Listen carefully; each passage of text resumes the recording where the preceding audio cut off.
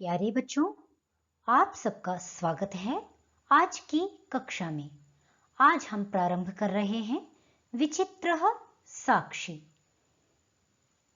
यह कहानी एक चोर और अतिथि की कहानी है।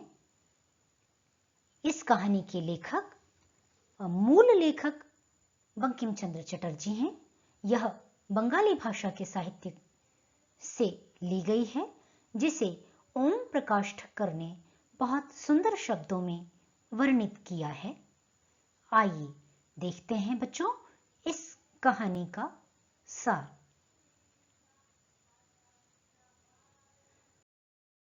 कश्चन निर्धनो जनः भूरि परिश्रम्य किंचित वित्तम उपार्जितवान। कोई एक गरीब व्यक्ति बहुत परिश्रम करके कुछ धन कमा पाया। तेन वित्तेन स्वपुत्रम् एकस्मिन् महाविद्यालये प्रवेशं दापयितुं सफलो जातः। तेन वित्तेन, उस धन के द्वारा अपने पुत्र को एक महाविद्यालय में प्रवेश दिलाने में सफल हो गया। तत्तनयः तत्रैव छात्रावासे निवसन् अध्ययने संलग्नः समभूत्। उसका पुत्र वहीं पर छात्रावास में रहकर के, हॉस्टल में रहकर के अध्ययने संलग्नः समभूत्, पढ़ाई में तल्लीन हो गया। एकदा सपिता तनूजस्य रुग्णताम् आकर्ण्य व्याकुलो जातः। एक बार उसके पिता पुत्र की बीमारी सुनकर के बहुत व्याकुल हो गए। पुत्रं द्रष्टुं च प्रस्थितः, और तुरंत ही पुत्र को देखने के लिए निकल पड़े। परम अर्थकार्षेण पीडितः सः बसयानं विहाय पदातिरेव प्राचलत्।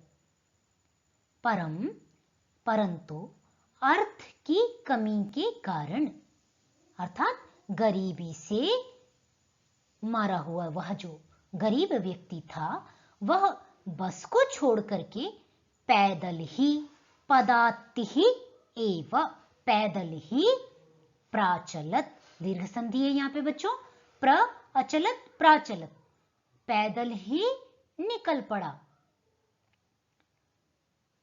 पदातिक्रमेण संचलन सायं समये अपि असौ गंतव्यात् दूरे आसीत्। पैदल चलने के कारण से सायं समयेपि, शाम हो जाने पर भी, यह अपने गंतव्य से बहुत दूर था। निशांधकारे प्रसृते विजने प्रदेशे पदयात्रा न शुभावः।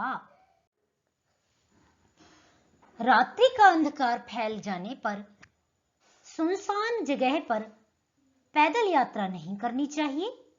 इस उक्ति को याद करके एवं विचार्य, इस बात को विचार करके, सह पार्श्वस्थिते ग्रामे रात्रि निवासं कर्तुं कंचित गृहस्थम उपागतः। क्या किया? ऐसा विचार करके वह समीपवर्ती एक गांव में रात्रि निवास करने के लिए किसी गृहस्थ के पास, करुणा परो गृही तस्मै आश्रयम प्रायच्छत, जो एक दयालु परिवार था, उसने उसको आश्रय दे दिया। विचित्रा दैव गति है, भाग्य की गति निराली है। तस्यामेव रात्रौ तस्मिन् गृहे कश्चन चौरः गृहाभ्यन्तरं प्रविष्टः। तस्यामेव रात्रौ, उसी रात जिस दिन वह अतिथि उस घर में आया हुआ था, उसी रात में उस घर में किसी चोर ने घर के अंदर चोरी करने की कोशिश की। तत्र निहिताम एकाम मंजूषाम आदाय पलायितः, और वह घर के अंदर घुसा और उसने घुस करके घर में रखी हुई पैसों से भरी हुई एक बॉक्स को, एक पेटी को लेकर के वह भाग गया। चौरस्य पादध्वनिना प्रबुद्धो अतिथिः चौरशंकया तमन्वधावत् अग्रह्णाच्च। चोर की पदचाप सुनकर के अतिथि जाग गया। चोर है ऐसी आशंका से वह उसी पदचाप के पीछे पीछे भागा और उस चोर को पकड़ लिया। परम विचित्रम अघटत, पर उसी समय एक विचित्र घटना हुई। देख रहे हैं ना बच्चों, इस चित्र में देख रहे हैं चोर सामान लेके भाग रहा है। तो आप भी इमेजिन करते चलिए, कल्पना करिए किस प्रकार चोर उसके घर में घुसा होगा और फिर उनके सामान को लेकर के भाग रहा होगा। परंतु उसी समय एक विचित्र घटना हो गई कि चौरः एव उच्चैः क्रोशितुम आरभत। वह चोर ही जोर जोर से चिल्लाने लगा, चौरोयम चौरोयम इति, यह चोर है, यह चोर है, ऐसा करके। जिस अतिथि ने चोर को पकड़ा वह चोर उस अतिथि को ही चोर बना करके चोर चोर चिल्लाने लग गया। तस्य तारस्वरेण प्रबुद्धाः ग्रामवासिनः स्वगृहात् निष्क्रम्य तत्रागच्छन् वराकम् अतिथिमेव च चौरं मत्वा अभर्त्सयन्। यहां पर बच्चों मत्वा अभर्त्सयन् ऐसा निकालना है। अभर्त्सयत पद यह लंग लकार का रूप है। जैसे अपठत आप बनाते हैं वैसे ही अभर्त्सयन बहुवचन में अपठत, अपठताम, अपठन वैसे ही बना लेंगे। अभर्त्सयत, अभर्त्सयताम, अभर्त्सयन तो लंग लकार का रूप है। तो देखिए इसका अर्थ, उसके जोर जोर से चिल्लाने से गांव के जो नागरिक थे वे जाग गए, अपने अपने घरों से निकल करके वहां आ गए और उस बेचारे अतिथि को ही चोर मान करके उसको डांटने लगे, उसकी निंदा करने लग गए। यद्यपि ग्रामस्य आरक्षी एव चौरः आसीत्, जबकि गांव का जो कोतवाल था, गांव का जो चौकीदार था, गांव का चौकीदार ही क्या था? चोर था। तत्क्षणमेव रक्षा पुरुषः तम अतिथिम चौरोयम इति मत्वा, उसी समय जो पुलिस वाले थे उन्होंने उस अतिथि को ही चोर ऐसा कहकर अतिथि को ही क्या किया? चोर कहा, क्योंकि जो चौकीदार था उसने उस अतिथि को ही चोर बना दिया था। इस कारण से जो पुलिस वाले आए उन्होंने भी अतिथि को ही चोर मान लिया और चोर कारागृहे प्राक्षेपत, उसको जेल में, कारागार में डाल दिया। अग्रिमे दिने स आरक्षी चौर्याभियोगे तम न्यायालयम नीतवान। अब उसके बाद क्या हुआ बच्चों? दूसरे दिन वह जो चौकीदार था वो चोरी के अभियोग में उसको न्यायालय ले गया, कोर्ट में लेकर के गया। न्यायाधीशः बंकिमचंद्रः उभाभ्याम पृथक पृथक विवरणम श्रुतवान। न्यायाधीश कौन थे बच्चों? बंकिम चंद्र उनका नाम था न्यायाधीश का। तो न्यायाधीश बंकिम चंद्र ने दोनों के पक्ष को अलग अलग सुना और सुनकर के सर्वम वृत्तम अवगत्य, सारी बातें सुनकर के सह तम निर्दोषम अमन्यत, सह तम, उसने, उस न्यायाधीश ने तम निर्दोषम अमन्यत। तो तम कम, तम से आपको क्या समझ में आया? तम निर्दोषम अमन्यत। तो तम कम पूछे जाने पर आपको क्या बताना है?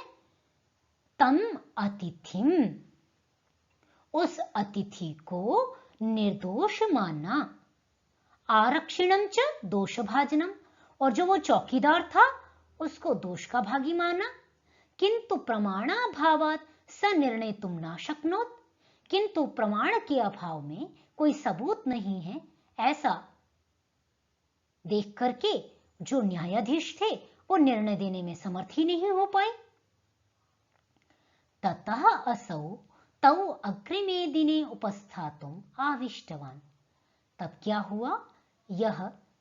वे दोनों दूसरे दिन उन दोनों को आने के लिए, जो न्यायाधीश था उसने कहा, उसने आदेश दिया कि तुम दोनों कल फिर से आना। अन्येद्युः तौ न्यायालये स्वस्वपक्षं पुनः स्थापितवन्तौ। फिर अन्य जिस दिन बुलाया था उस दिन वे दोनों ही न्यायालय में जाकर के अपने अपने पक्ष को स्थापित करने लग गए। अन्येद्युः बच्चों यहां पर है अन्य दिन, जैसे हम कहते हैं परेद्युः, मतलब परसों, अपरेद्युः उससे आगे वाला दिन। ठीक है, तो उसी तरह कहते हैं अन्येद्युः, अन्य कोई दिन। तो अन्य किसी दिन उन दोनों को आने के लिए और अपना अपना पक्ष रखने को कहा। तदैव, जब वे दूसरे किसी दिन आए और अपना अपना पक्ष रखने लग गए, तदैव कश्चित् तत्रत्यः कर्मचारी समागत्य न्यवेदयत्। उसके बाद वहीं का कोई कर्मचारी आकर के न्यायाधीश से निवेदन करने लगा। क्या? कि यत् इतः कोशद्वयं कश्चित् जनः केनापि हतः। यहां से 2 कोस की दूरी पर किसी व्यक्ति ने किसी को मार दिया है। और तस्य मृत शरीरम राजमार्गम निकषा वर्तते, और उसका जो मृत शरीर है वो मेन रोड पे ही, राजमार्ग के समीप में ही पड़ा हुआ है। आदिश्यताम किम करणीयमिति, आदेश करें क्या करना है। न्यायाधीश ने सोचा और सोचने के बाद क्या कहा? न्यायाधीशः आरक्षिणम अभियुक्तम च तम शवम न्यायालये आनेतुम् आदिष्टवान। न्यायाधीश ने आरक्षी को, चौकीदार को और उस अतिथि को, दोनों को ही, जो अभियुक्त बना हुआ था, जो पीड़ित था इस समय, जिसको चोर का अभियोग लगाया गया था, तो उन दोनों से कहा कि तुम दोनों जाओ और वो जो राजमार्ग के समीप में शव पड़ा हुआ है उसे ले आओ। आदेशम प्राप्य उभौ प्राचलताम, आदेश सुनकर के दोनों चले गए। तत्रोपेत्य काष्ठपटले निहितं पटाच्छादितं देहं स्कंधेन वहन्तौ न्यायाधिकरणं प्रति प्रस्थितौ। तत्रोपेत्य, वहां जाकर के लकड़ी के पटरे के ऊपर रखे हुए और कपड़े से ढके हुए उस देह को, जो एक शव था, डेथ बॉडी थी, उस शव को स्कंधेन वहन्तौ, उस लकड़ी के साथ ही दोनों पकड़ करके कंधे पे रख करके न्यायालय की ओर बढ़ गए। आरक्षी सुपुष्ट देह आसीत, जो चौकीदार था वो बहुत हृष्टपुष्ट था, ताकतवर था। अभियुक्तश्च अतीव कृशकायः, किंतु जो अभियुक्त था, जो दोषी था, जो वस्तुतः पीड़ित था, वो बहुत दुबला पतला सा था। तो दुबला पतला जो होगा बच्चों, उसको उठाने में तो दिक्कत होगी ना, तो उसे दिक्कत हो रही थी, उतना वजन उठाने में, उसका शव उठाने में उसको दिक्कत हो रही थी। भारवतः शवस्य स्कंधेन वहनम तत्कृतं दुष्करम आसीत, शव का उठाना कंधे पर उसके लिए बहुत कठिन काम था, क्योंकि वो दुबला पतला था। सह भार वेदनया क्रंदति स्म। तो बच्चों, वो क्या कर रहा था? भार की बोझ से बहुत चिल्ला रहा था, बहुत शोर मचा रहा था।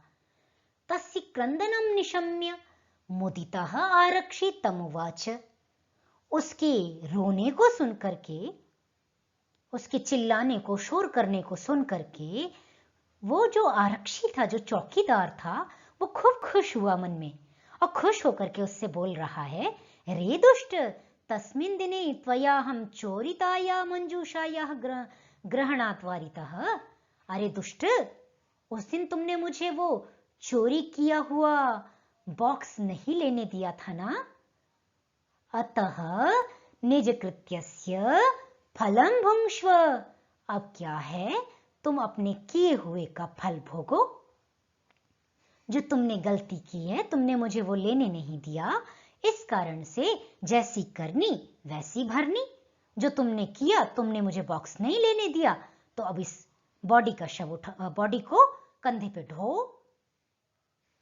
अस्मिन् चौर्याभियोगे त्वं वर्षत्रयस्य कारादंडम लप्स्यसे इति। और क्या, इस चोरी के अभियोग में तुम 3 साल तक का दंड भोगोगे। इति प्रोच्य उच्चैः अहसत। ऐसा कह कहकर उसको जोर जोर से वो हंसने लग गया। यथा कथंचित उभौ शवम आनीय एकस्मिन् चत्वरे स्थापितवन्तौ। किसी प्रकार दोनों उस शव को लेकर के आए और उसको एक चबूतरे पर उठा करके स्थापितवन्तौ रख दिया। न्यायाधीशः पुनस्तौ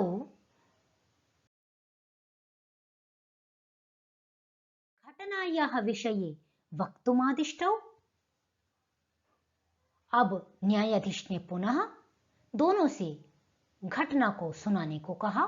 कहा कि उस दिन क्या हुआ था तुम्हारे साथ, चलो पुनः बताओ मुझे, तभी तो तुम्हें न्याय मिलेगा। तो आरक्षिणी निज पक्षम प्रस्तुतवती आश्चर्यम अघटत।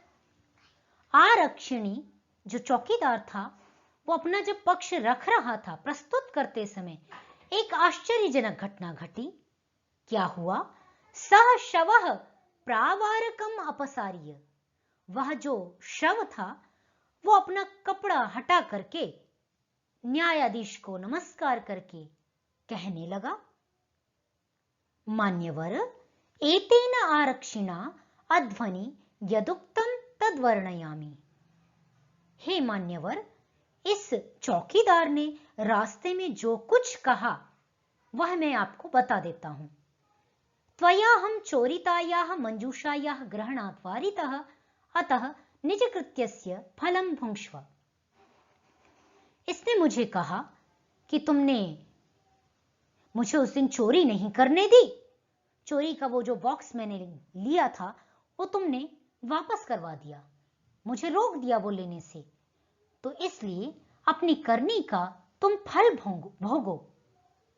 अस्मिन् चौर्याभियोगे, इस चोरी के कर्म में, अपराध में तुम 3 साल तक का जेल का दंड भोगोगे।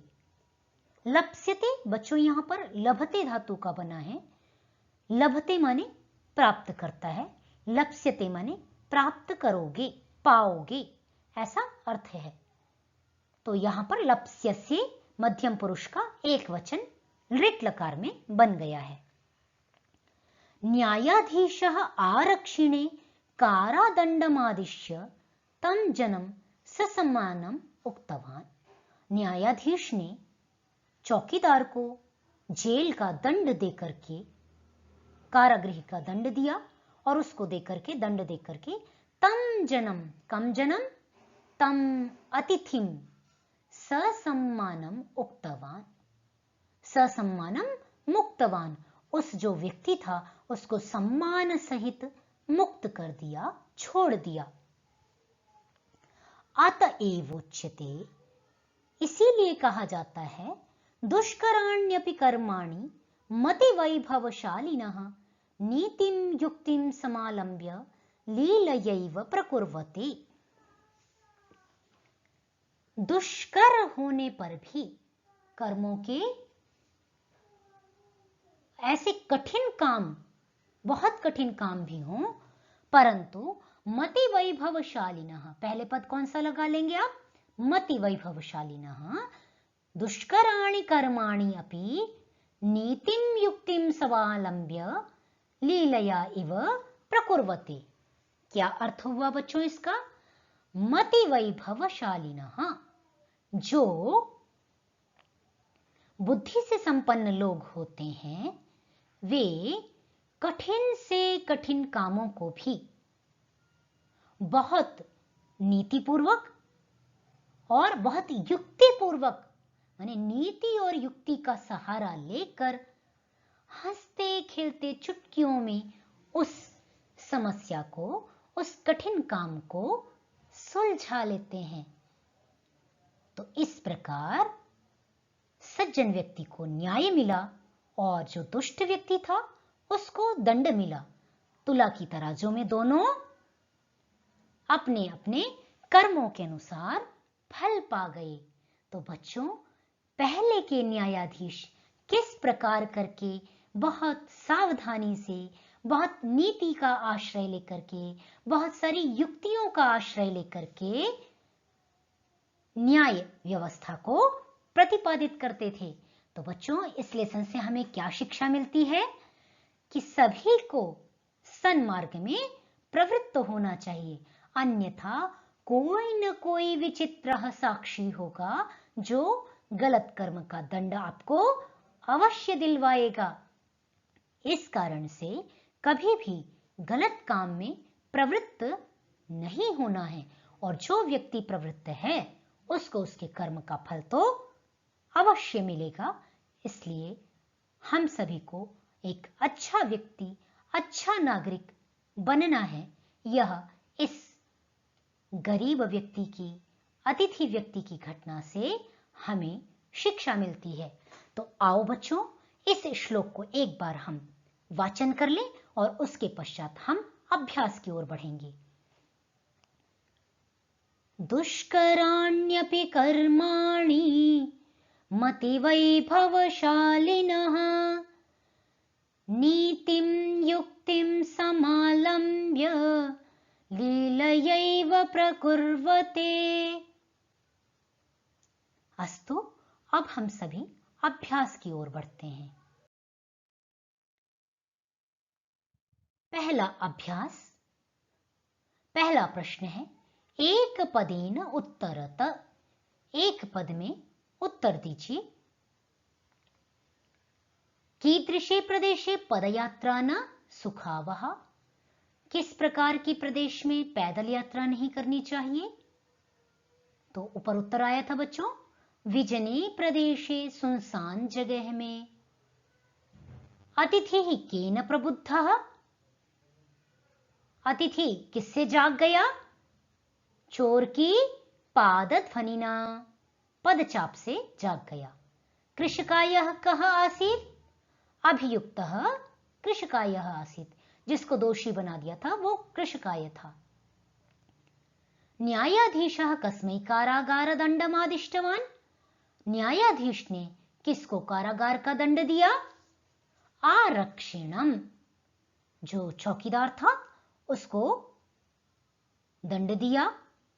कम निकषा मृत शरीरम आसीत्। किसके समीप में मृत शरीर पड़ा हुआ था? राजमार्गम निकषा, राजमार्ग के समीप पड़ा हुआ था। अधोलिखितानां प्रश्नानां उत्तराणि संस्कृत भाषया लिखत। नीचे लिखे गए प्रश्नों का उत्तर संस्कृत भाषा में लिखो। तो प्रश्नों का उत्तर लिखो यहां कहा है, तो इसमें कहीं पर भी आपको एक पद और पूर्ण वाक्य नहीं कहा गया है। तो इसका तात्पर्य है कि आपको आंसर पूर्ण वाक्य में लिखना है। तो पहला प्रश्न है, निर्धनः जनः कथं वित्तम् उपार्जितवान्। निर्धनः जनः भूरि परिश्रम्य किंचित वित्तम् उपार्जितवान्।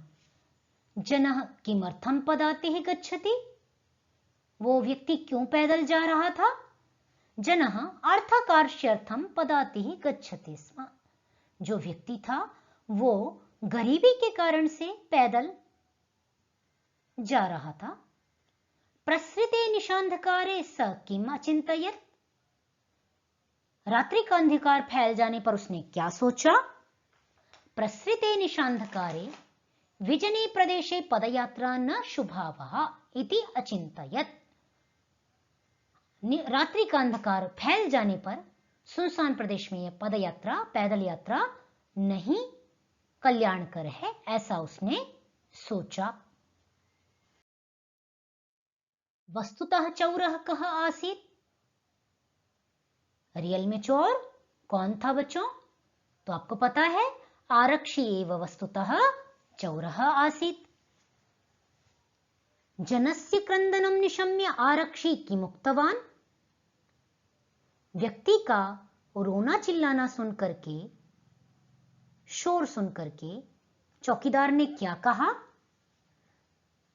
व्यक्ति का रोना सुनकर के, चिल्लाना सुनकर के चोर ने क्या कहा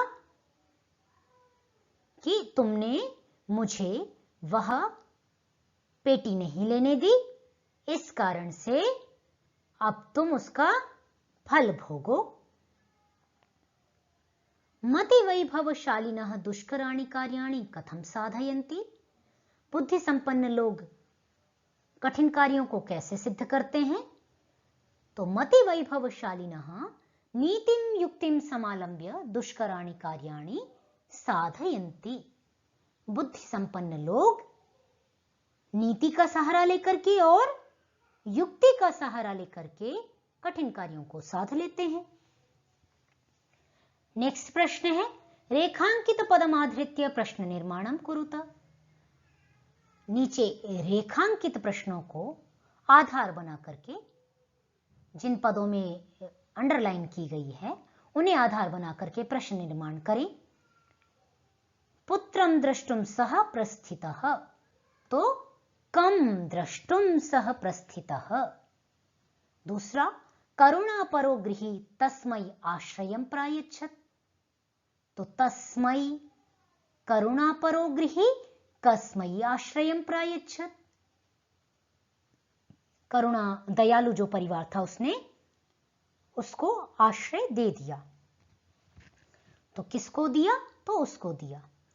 चौरस्य पादध्वनिना अतिथिः प्रबुद्धः, चोर की पादध्वनि सुनकर के अतिथि जाग गया। तो चौरस्य के लिए कस्य? सह भारवेदनया क्रंदति स्म, भारवेदनया के लिए कया, कया क्रंदति स्म कर लेंगे। इससे पहले एक प्रश्न छूट गया, देख लें इसे भी। न्यायाधीशः बंकिमचंद्रः आसीत्, न्यायाधीशः कः आसीत्? चौथे प्रश्न के लिए करेंगे क, कः। भारवेदनया का कया। उभौ शवं चत्वरे स्थापितवन्तौ, उभौ शवं कुत्र स्थापितवन्तौ? नेक्स्ट देखते हैं। आदेशं प्राप्य, नहीं, यथा निर्देशम उत्तरतः, जैसा निर्देश आगे आगे देंगे आपको इन प्रश्नों में उसके अनुसार उत्तर दीजिए।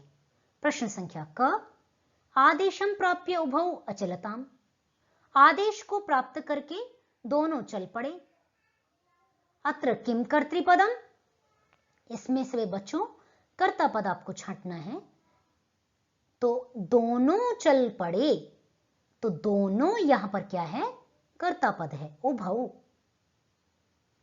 एतेन आरक्षिणा अध्वनि यदुक्तम तद्वर्णयामि, इस आरक्षी ने मार्ग में जो कुछ कहा वो वर्णित करता हूं। अत्र मार्गेत्यर्थे किम पदम प्रयुक्तम, मार्ग का पर्यायवाची इस सेंटेंस में एतेन आरक्षिणा अध्वनि यदुक्तम तद्वर्णयामि, ये जो बच्चों इन्वर्टेड कॉमा का जो वाक्य होता है उसका ही हमें उसका ही आंसर देना होता है।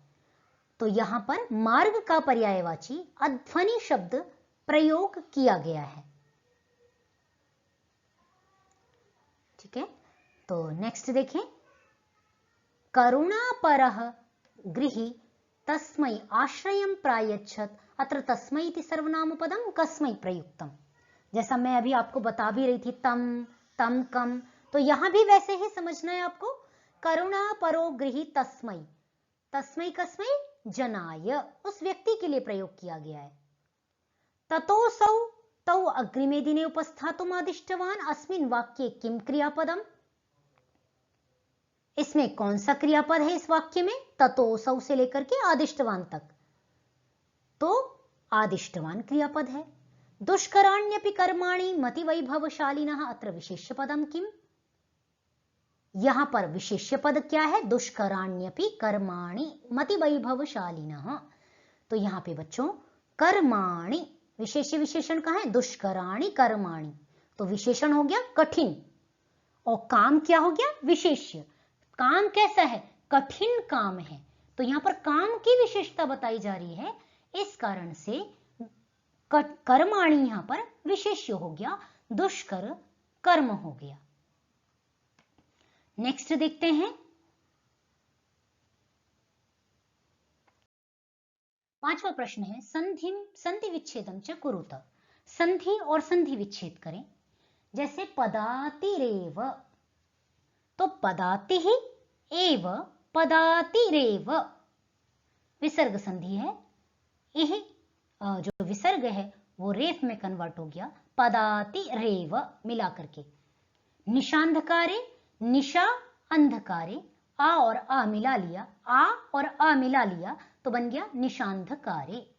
इसी प्रकार अभि आगतम, अभ्यागतम, यण संधि हो गई, ई को य होकर के अभ्यागतम। भोजन अंते, भोजनांते, जैसे विद्यालय बनाते हैं वैसे ही बना लीजिए, आ मिलाकर के दीर्घ आ, भोजनांते। चौरोयम, चौरः अयम, चौरोयम, पूर्व रूप करके अवग्रह कर लेंगे, चौरोयम। गृह अभ्यंतरे, दीर्घ संधि पहले की तरह ही, भोजनांते की तरह ही, गृहाभ्यंतरे। लीलया एव, वृद्धि संधि कर लेंगे, आ और ए मिलाकर के आई, लीलयैव ऐसा बन जाएगा। यत उक्तम, यदुक्तम, जैसे आप बनाते हैं सदाचारः, तो सदाचार में क्या पद तोड़ते हैं, सत प्लस आचार, सदाचार, वैसे यहां पर यत उक्तम, यदुक्तम। प्रबुद्धः अतिथिः, प्रबुद्धोतिथिः, इसी की तरह चौरोयम की तरह ही बना लेंगे, प्रबुद्धोतिथिः। लास्ट प्रश्न है, अधोलिखितानि पदानि भिन्न भिन्न प्रत्ययान्तानि सन्ति, तानि पृथक् कृत्वा निर्दिष्टानां प्रत्ययानां अधः लिखत।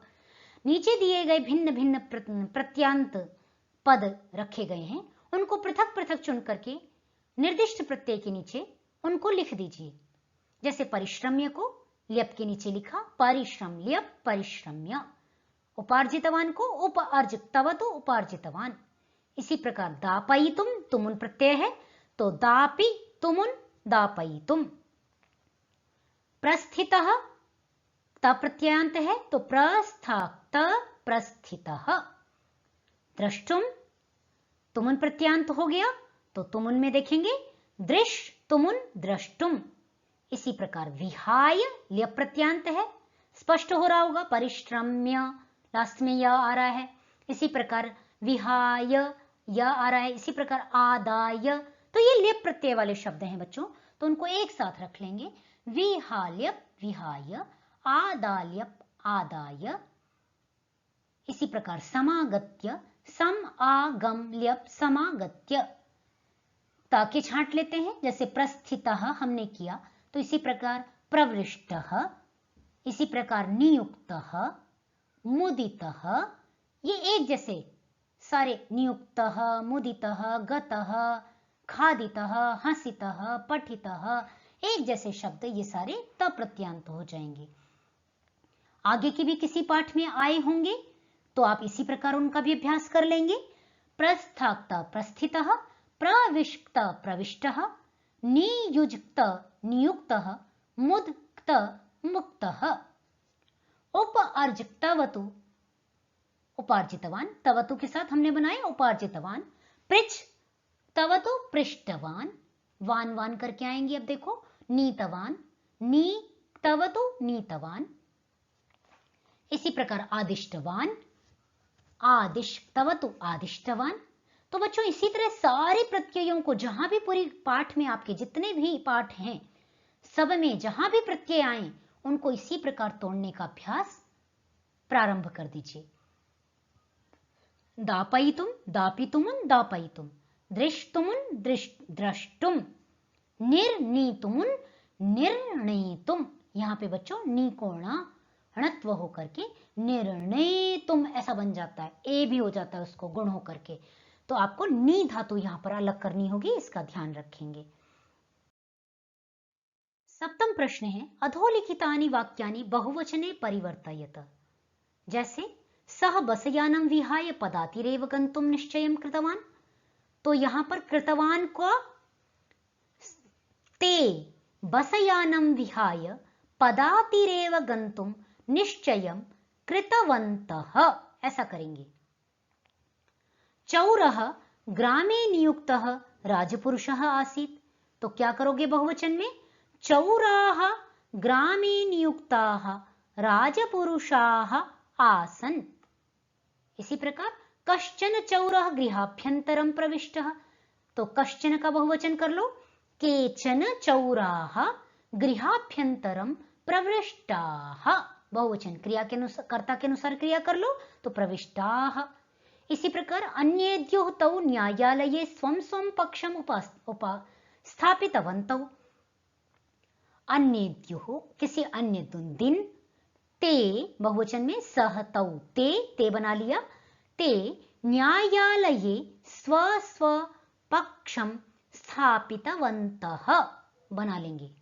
स्थापित वान स्थापितवन्तौ स्थापितवन्तः बहुवचन में बनेगा स्थापितवन्तः।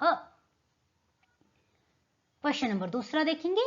कोष्ठकेषु दत्तेषु पदेषु यथा निर्दिष्टां विभक्तिं प्रयुज्य रिक्तस्थानानि पूरयत।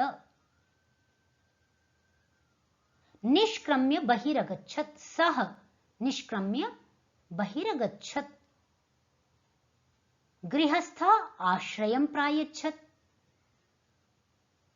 यहां पर बच्चों गृह शब्द लगाना है। सः गृहात् निष्क्रम्य बहिः अगच्छत्। दूसरा है गृहस्थ आश्रयं प्रायच्छत् का अतिथि शब्द का प्रयोग करना है चतुर्थी में। तो अतिथये गृहस्थः आश्रयं प्रायच्छत्। अतिथि के लिए गृहस्थ ने क्या किया? आश्रय दे दिया। नेक्स्ट, न्यायाधिकारिणं चौर्याभियोगे त्वं वर्षत्रयस्य कारादंडं लप्स्यसे, ऐसा हो जाएगा। न चौरस्य प्रबुद्धः अतिथि, यहां पे पाद ध्वनि शब्द तृतीया करना है। पाद ध्वनिना अर्थात चौरस्य पाद ध्वनिना प्रबुद्धो तिथि।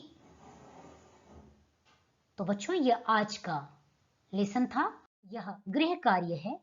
चूंकि असौ शब्द का बार बार प्रयोग हो रहा है तो बच्चों इसको आपको स्मरण करना है। इसी प्रकार अध्वा शब्द के रूप भी आपकी पुस्तक में दिए गए हैं, इन दोनों को आपको स्मरण करना है।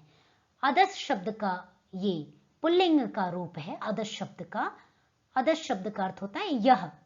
असौ अमु अमी, अमुम अमु अमून, अमुना अमुभ्याम अमु अमीभिः। ध्यान देंगे, अमीभिः, अमुष्मयी अमुभ्याम अमीभ्यः। अब आप जल्दबाजी में ऐसा मत कीजिएगा अमुभ्याम अमुभ्यः, अमुभ्यः नहीं बनता, क्या बनता है? अमीभ्यः। अमुष्मात् अमुभ्याम अमीभ्यः, अमुष्य अमुयोः अमीशाम, अमुष्मिन् अमुयोः अमीषु। इसका संबोधन नहीं बनता तो मैंने नहीं बनाया है।